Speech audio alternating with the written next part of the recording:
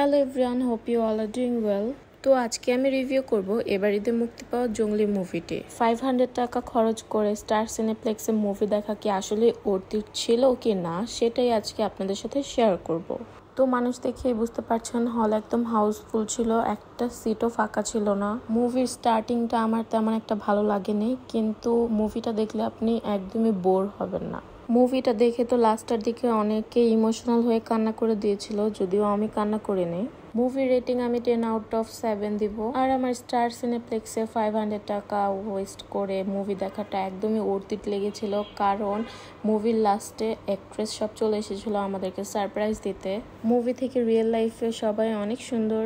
আপনারাও চাইলে friends and family নিয়ে দেখে আসতে পারেন এবার ঈদে মুক্তি পাওয়া জঙ্গলি মুভিটি। ওকে, অনেকেই মুভির ক্লিপ দেখতে চেয়েছিলেন, ইনবক্সে আমাকে টেক্সট করেছেন। আপনাদের জন্য আমি কিছু কিছু ক্লিপ অ্যাড করে দিচ্ছি।